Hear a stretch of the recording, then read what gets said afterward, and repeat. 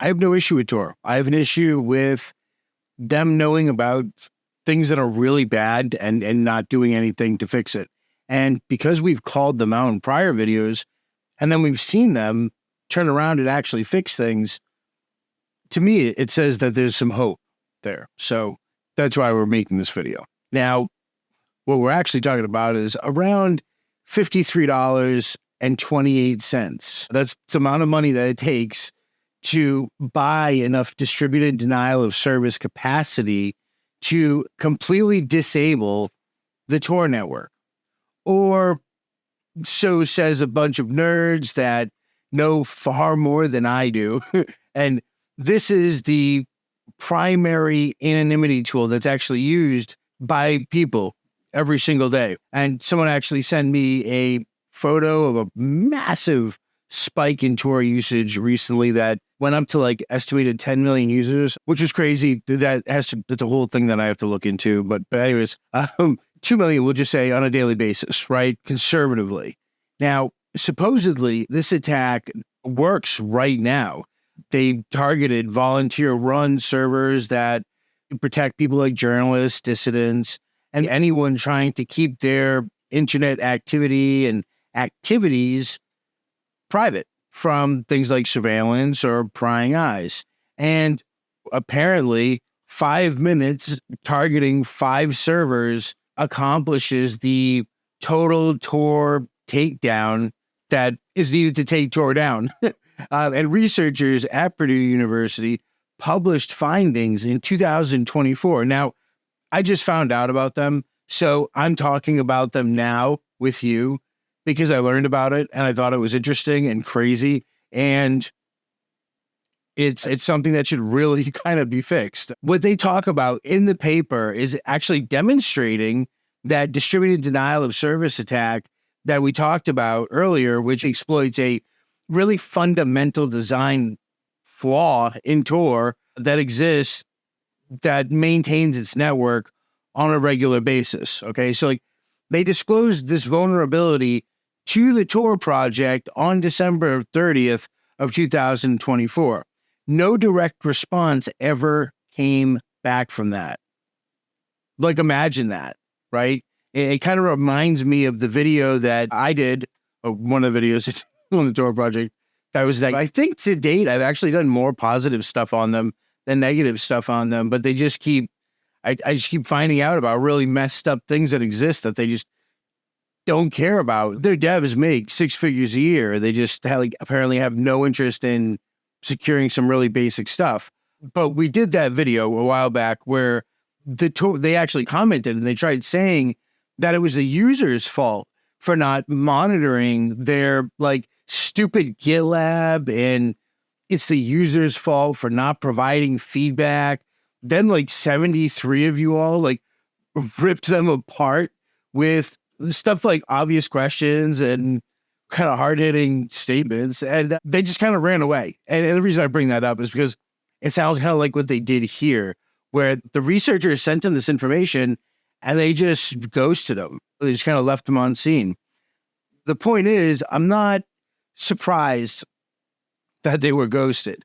Now, the Tor Project published a threat model around the same time that actually was acknowledging remaining vulnerabilities and saying that they would be addressed in their new Rust implementation called Arti, which we've talked about on the channel here before, which currently has no directory authority implementation in its code base or roadmap. So, that's great, right? But too bad not all Tor users use Arti.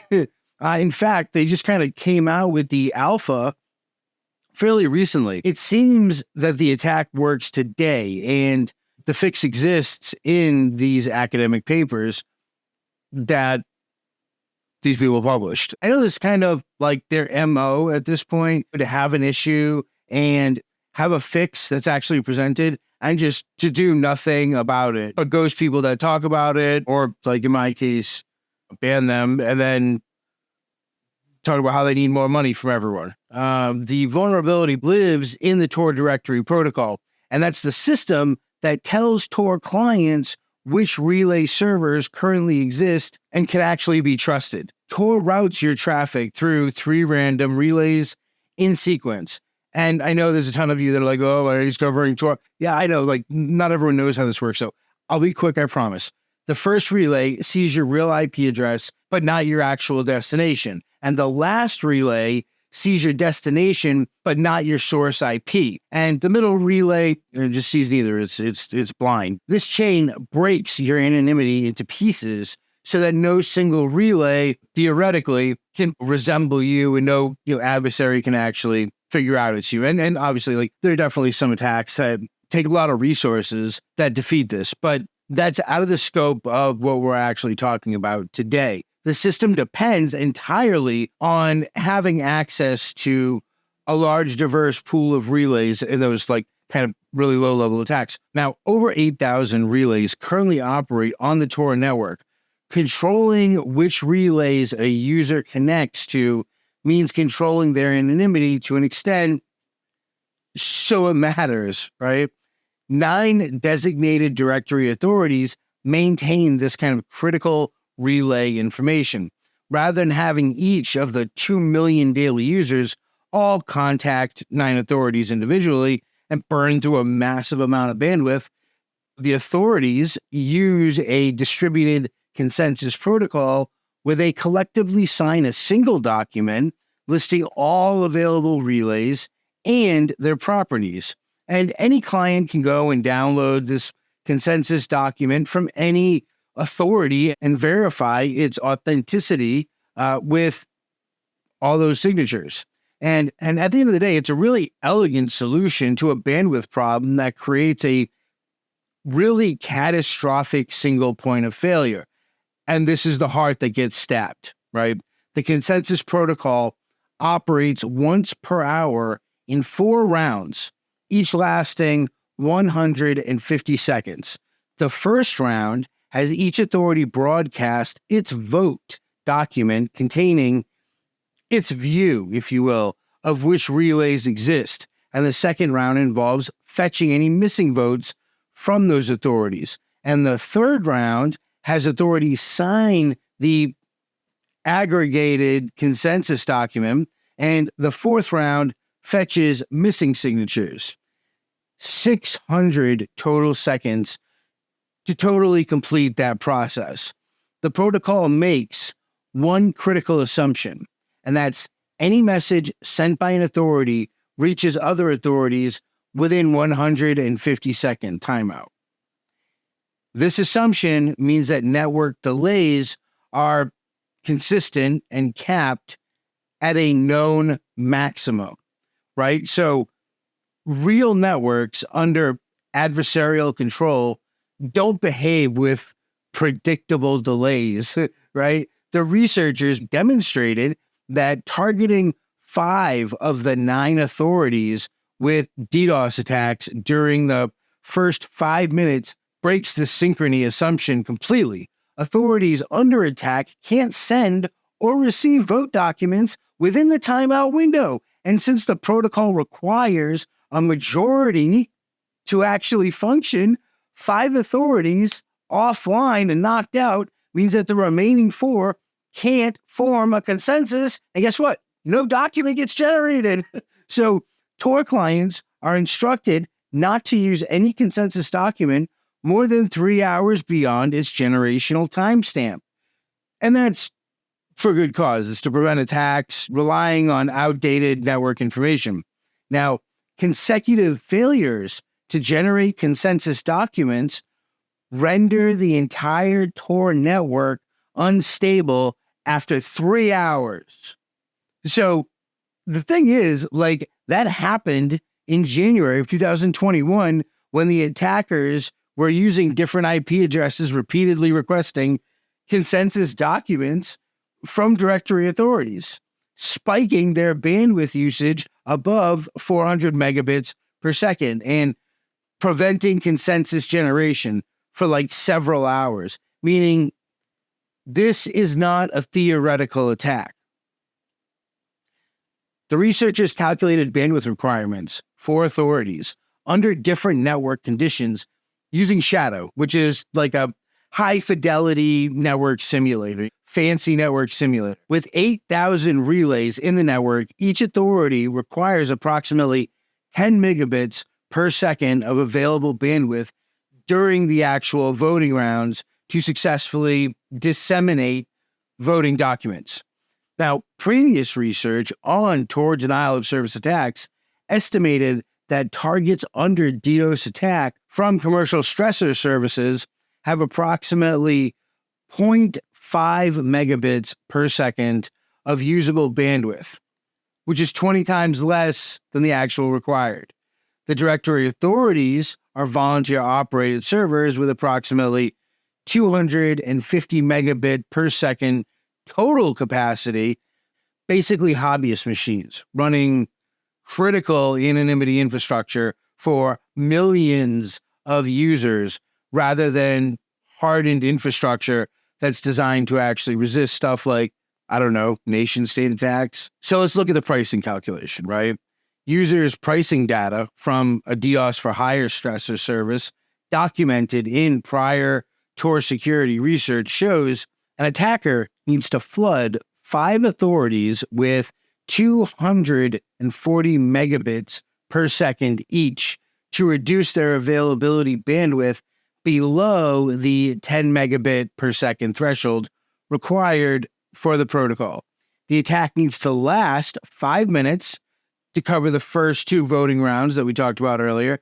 Then the stressor service charges an average of $0.00074 per megabit per second per hour.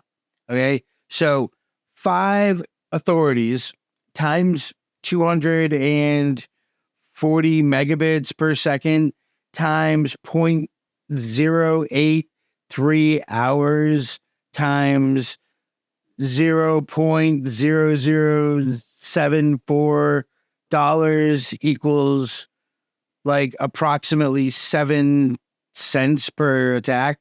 Since the protocol runs once per hour, sustaining the attack continuously costs around $53 monthly. Compare that cost to the resources actually required to defend from an organization operating on donations with directory authorities running on volunteer bandwidth, right? The researchers proposed a solution based on partial synchrony, a network model that assumes the network can lose synchrony temporarily, but eventually recovers it. The protocol separates the kind of bandwidth intensive document transmission from the consensus agreement mechanism that exists. Authorities can take arbitrary time to exchange documents, then use a view-based consensus protocol to agree on which documents to actually include. And the protocol continues functioning even when 5 authorities suffer a complete connectivity loss for a prolonged period of time, generating consensus documents as soon as connectivity restores. Now, the researchers implemented their protocol in Rust and evaluated its performance. And their implementation, surprise, surprise, continues generating consensus documents even when the authority bandwidth drops to 10 megabits per second with 8,000 relays, conditions where both current protocol and previously proposed improvements completely fail. Under simulated DDoS conditions, reducing bandwidth to 0.5 megabits per second, their protocol takes approximately 15 minutes to complete, but at the end of the day, it still succeeds. So now contrast that with the current protocol, which fails and has to wait 30 minutes to retry. Under normal conditions with 250 megabits per second available, the new protocol introduces approximately 3 to 5 seconds of additional latency compared to the current 10-minute window. I think we can all agree that this is trivial overhead for elimination of a $53 attack vector that can effectively kill an entire network, entire overlay network, that is, for a prolonged period of time. And the fix requires adopting a different network model. Now, from there, we have this shift from the fault tolerance of the four kind of Byzantine authorities to two. But given that kind of current protocol becomes completely unavailable under attack anyway, reducing theoretical fault tolerances for practical attack resistance represents an obvious trade, moving from 9 authorities to 12 authorities under partial synchrony would restore the 4 fault tolerance while maintaining the attack resistance. So the security community has known about fundamental issues with the directory protocol since at least 2022 that I was actually able to dig up. When research exposed the attacks where malicious authorities could present different consensus documents to different clients. And that work proposed a fix using Dolev's strong style consensus, but maintained the same bounded synchrony assumptions. Security researchers kept finding vulnerabilities, and academic papers kept proposing solutions, while the Tor Project keeps running vulnerable infrastructure. So the question really is why? Like, they have the money, right? It's not the issue. But consider the adversaries who might actually exploit the vulnerability. State intelligence agencies can operate their own DDoS infrastructure at zero marginal cost, right? Tor explicitly exists to resist state surveillance and provide anonymity. The same states being resisted can disable the entire network for the cost of an okay dinner, right? Like, borders on absurd. And the directory authorities have known public IP addresses and have to be reachable in order to be able to function. And which means like no amount of DDoS mitigation, lower network layers actually solves an application layer protocol design that's designed around assumptions that attacks violate. Rate limiting and proof of work systems mentioned in Tor documentation apply only to hidden services, not the directory protocol itself. Memory exhaustion protections exist while bandwidth exhaustions remain unaddressed because fixing it actually requires protocol redesign rather than just like some perimeter tweaking, right? Now, Arti, the Rust-based implementation of Tor that actually represents the future of the project as the current C code base gradually gets phased out, lacks directory authorities, like I said earlier. The vulnerable protocol will keep running on legacy C code for the foreseeable future with no real timeline that exists that I've seen, no actual public discussion addressing which protocol that implementation will actually use. And the research paper proposing a secure replacement sits in academic publication databases while volunteer servers keep running code that costs $53 to actually defeat. And at the end of the day, this situation really shows the issue with critical privacy infrastructure. Tor receives funding and attention from major organizational donors and has full-time developers who draw salaries. I've had the argument of like, oh, they're volunteers, man. They're not volunteers. They get paid 6 figures a year. They work from home much of the time. They make plenty of money. They're fine. They're good. They're set. Like, they have these fundamental security issues that seem to persist for years with no resolution. And they tend to have this drive to limit user abilities and well, the devs do anyways. I digress. Commercial services patch vulnerabilities quickly because they lose money when attacks succeed. But privacy infrastructure serving activists and journalists threatening state power really receives kind of inadequate resources in comparison for the threat model that they actually have, right? Volunteers donating bandwidth can't really meaningfully defend against adversaries with state resources or even a modest DDoS budget at times. And we've seen that historically. Nevertheless, you still have this amazing fighting spirit that exists that continues to this day, where people will self-host. It's I2P Tor. They just don't give up. And that's one of the things that keeps us in that fight, is that drive of never backing down, never giving up.